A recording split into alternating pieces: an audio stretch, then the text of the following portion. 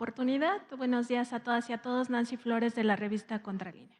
Presidente, más allá de esta consulta ciudadana que se hizo para juzgar a los expresidentes, le quiero consultar acerca de la impunidad que sigue pues atravesando estos grandes flagelos que generaron algunos de estos expresidentes. Se lo pregunto porque hay un clamor en el país todavía de que siguen impunes algunos casos muy graves. Para no irnos más lejos, el caso de Felipe Calderón Hinojosa, quien durante su mandato desató esa supuesta guerra contra el narcotráfico, que en realidad fue una guerra social, y que en esta guerra contra el pueblo de México se cometieron crímenes de lesa humanidad que no prescriben. Él parece sentirse en un manto impune desde su refugio en España, concretamente en Madrid.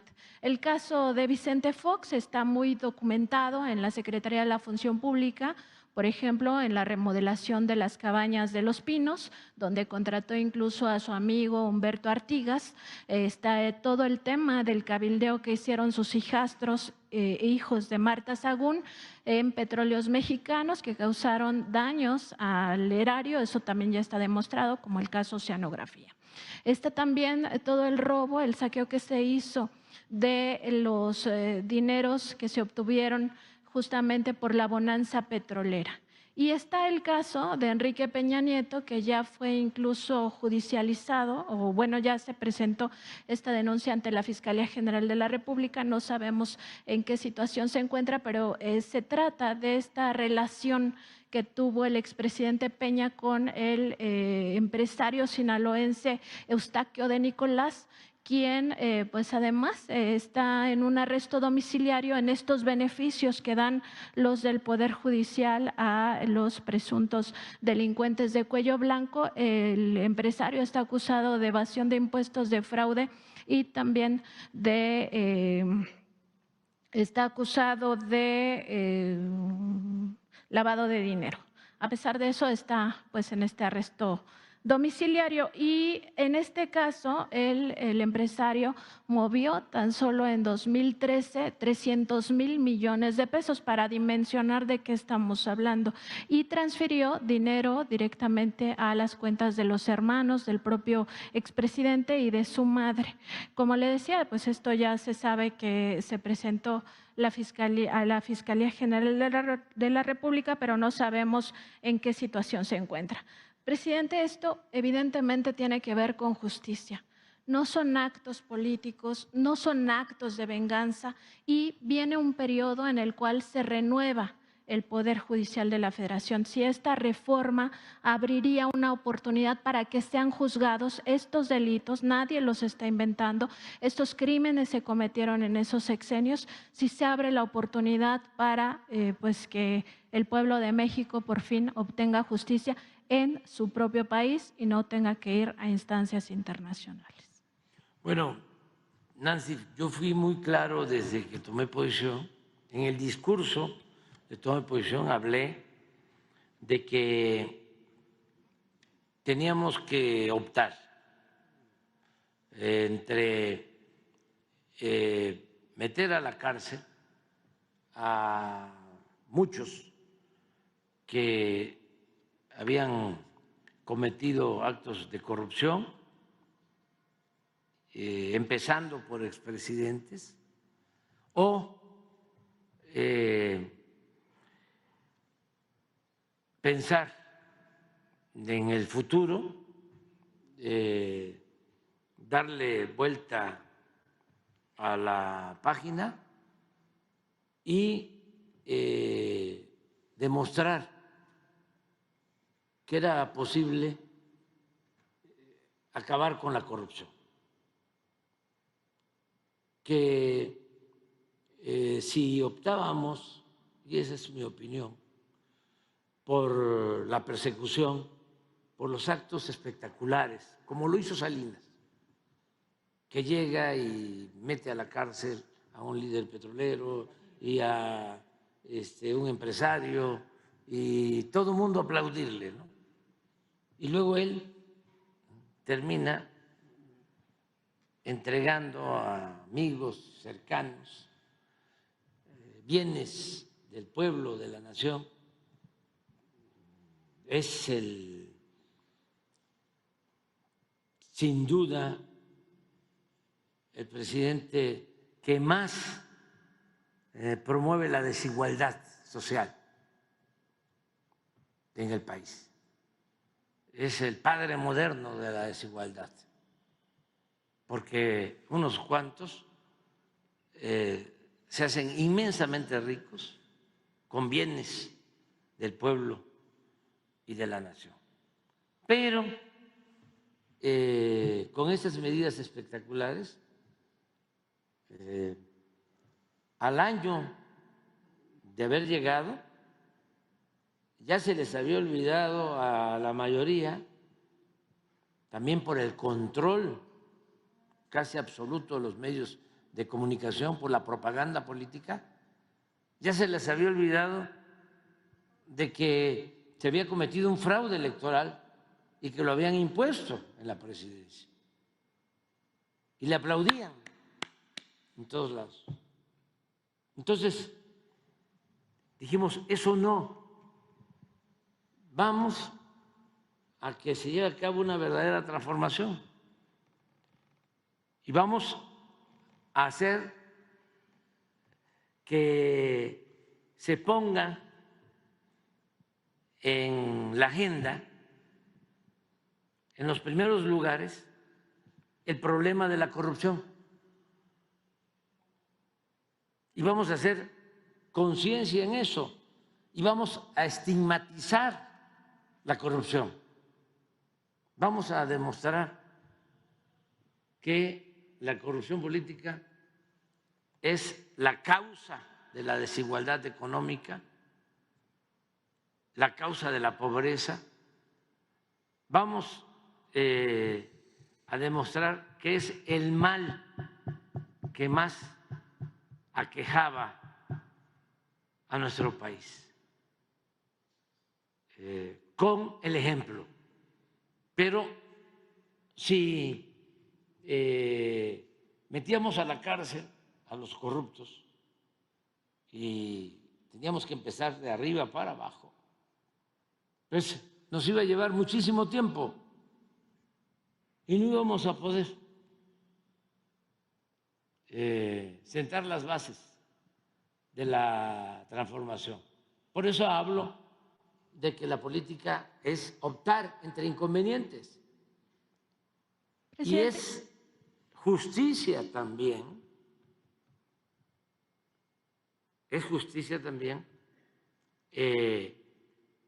la no repetición. O sea, así como es justicia meter a la cárcel a un corrupto, también es justicia el prevenir para que no se repitan atracos, latrocinios, actos de corrupción que dañan a la sociedad, que dañan al pueblo. Entonces, esa fue mi postura, eso es lo que hemos hecho. No hemos presentado ninguna denuncia en contra de los expresidentes. Pero como sabía, porque tengo alguna experiencia en el oficio noble de la política, sabía que al final me iban a decir los mismos mafiosos de que yo había tolerado la corrupción y que no había yo castigado, investigado, encarcelado a expresidentes o a otros altos funcionarios públicos. Dije en su momento, esta es mi opinión. Mi opinión es no perdamos tiempo y vamos hacia adelante a demostrar de que se puede. Decir, se acabó con la corrupción. Pero como podrían decir fue cómplice, ¿sí? O toleró la corrupción. Convoqué a una consulta para que el pueblo decidiera de conformidad con lo que establece el artículo 35 de la Constitución.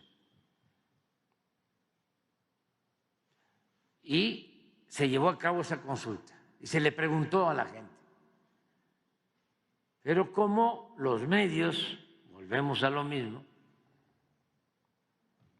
estaban y siguen estando muy controlados por los grupos de intereses creados, pues no les importó, no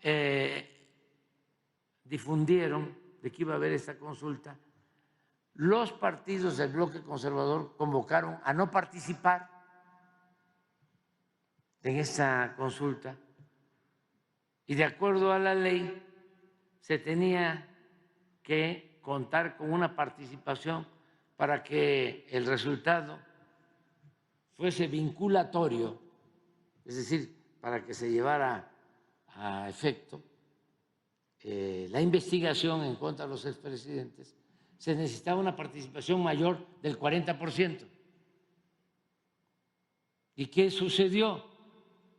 Se llevó a cabo la consulta, pero no se alcanzó la participación del 40%.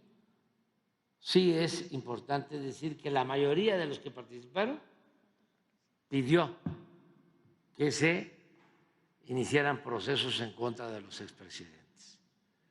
Entonces, ¿qué pienso? Que lo que hemos hecho entre todos, de no tolerar la corrupción, de denunciarla, porque antes, y eso es muy importante, antes no solo se fomentaba, sino se toleraba y se veía como una cuestión normal. Un expresidente llegó a decir que la corrupción era parte de la cultura del pueblo de México. Y nadie, ninguno de estos periodistas famosos, conductores de radio, de televisión, ninguno hizo una mención a ese absurdo, ofensivo para el pueblo de México. Y lo mismo, no existía la palabra corrupción en el discurso político. No se hablaba de corrupción en el Congreso, mucho menos en el Poder Judicial, ni en el Ejecutivo, bueno, ni en la academia, ni en las universidades. Lo he dicho varias veces durante todo el periodo neoliberal. No se elaboraron tesis de licenciatura, de maestría, de doctorado sobre el principal problema de México, que era la corrupción. Entonces, hemos avanzado mucho porque eso ya no es como antes. Ya esa tolerancia a la corrupción, el aplaudir a los corruptos, el que se dedicaran a robar y no perdieran ni siquiera su respetabilidad, ya eso ya no existe. Ahora la gente denuncia y ahí están los resultados electorales. ¿Por qué no ganan los conservadores? Porque son muy corruptos y la gente lo sabe. Muy corruptos y muy hipócritas. Fíjense lo que declaró el presidente del PAN. Marco Cortés. Sí. ¿Cómo se llama? Marco Cortés. Marco Cortés. No vi la entrevista, pero me platican. A lo mejor puedes sacar ahí un fragmento al rato para constatar si es cierto o no. Pero le confiesan al periodista René Delgado que se habían equivocado porque ellos debieron de haberse opuesto a los programas de bienestar. Fíjense, porque los programas de bienestar, esto lo dice pasada la elección, porque los programas de bienestar van en contra de su doctrina, si se le puede llamar doctrina a eso, porque ellos son partidarios de la falacia esa, ¿sí? Engaña bobos, que crearon en el periodo neoliberal, de que en vez de entregar un pez había que enseñar a pescar, como si fuese una cosa fundamental, ¿no? En la concepción de la sociología, de la política, de la filosofía, de la antropología, ¿no? Qué barbaridad, qué gran frase atribuida a los pensadores asiáticos. En vez de dar un pescado, enseña a pescar. O en vez de enseña a pescar en vez de entregar un pez. Esa es una falacia, es una quimera, un sofisma, es una concepción ridícula. Vas a enseñar a pescar y no vas a dar pescado. ¿Y en dónde va a pescar entonces la gente? ¿Qué va a pescar? ¿Qué no es la obligación del Estado conseguir la felicidad del pueblo? ¿El Estado puede incumplir con su responsabilidad social?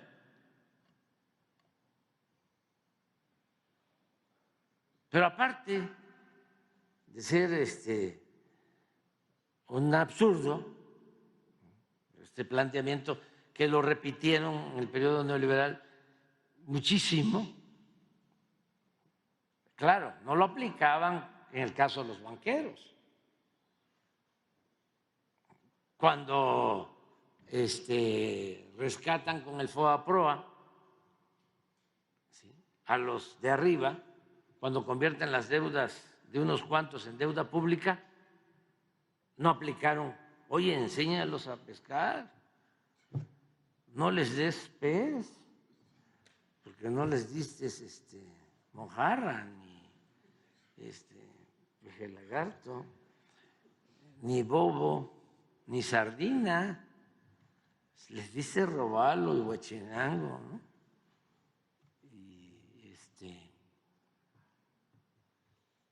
lo mejor, de lo mejor.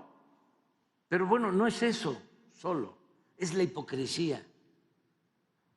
O sea, que no la candidata, para engañar al pueblo, firmó que iban a mantener los programas de bienestar. Y firmó con sangre, además. Sí, como lo hizo, ¿no? firma. Entonces, son unos mentirosos, hipócritas.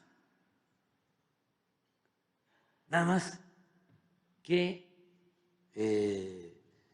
cometen un error garrafal.